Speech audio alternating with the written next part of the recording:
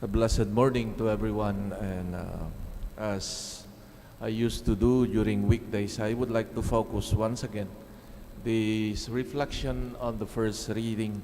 We've been reading for almost 2 weeks already from this letter of St. James, known for its practical sense and the importance that he gives on the concrete doing of good, more than just the idea, more than just the concept of doing good or in just believing. He emphasizes on the good works as an expression of our faith, of our commitment in Jesus Christ, in the Lord. Faith, according to him, is seen in good works of charity, of goodness.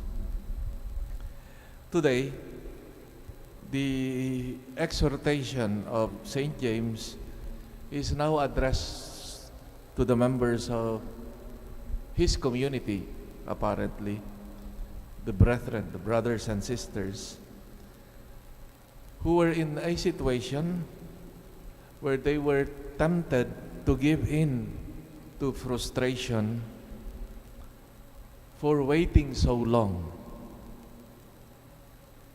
and for giving in, the temptation to give in to disruptive and vain and empty criticism, judging others, etc. Now, St. James reminds them of the importance of the truth that judgment on others belong only to the Lord. Because ultimately, we do not know the whole truth of what this brother or sister is going through, and we cannot make a good impartial judgment, and this judgment is only for the Lord to make. In the face of evil, which in fact exists and can strike and can hit believers, a confident and trusting constancy is being asked from us, that one could count on the fidelity of the Lord. In this climate of differences, or in the face of evil, this climate of mutual and peaceful acceptance must be part of this in our commitment of following the Lord. And he reminds his community the importance of patience, of constancy, perseverance in the face of difficulties and in the face of evil. So the transparency, therefore, and sincerity in our relationships in the community is not just a social norm, but for St. James, it is a consequence of our faith. Faith, again, as he insists, that should be shown in charity. Very important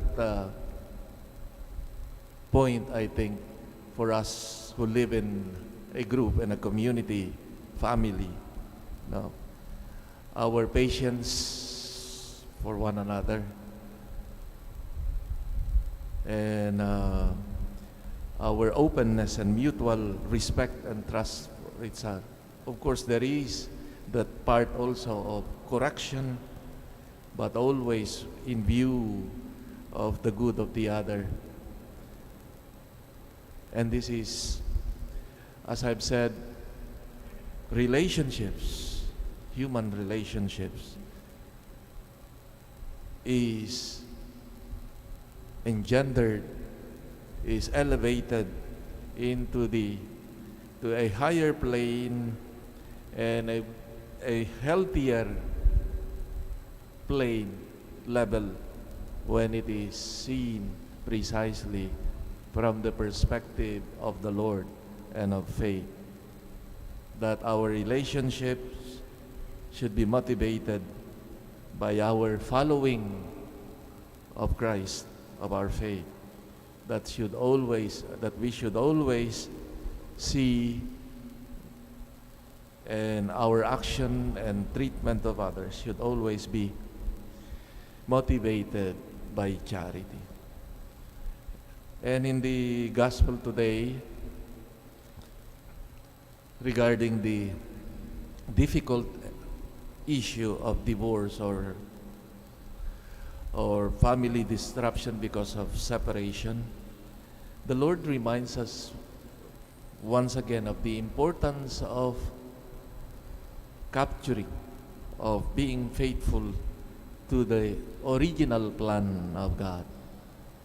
Now, as Jesus would insist, now in the face of the reality of divorce, now to check on every heart of our hearts, as he said, there was divorce because of the hardness of a heart and for forgetting the original plan of God for humanity.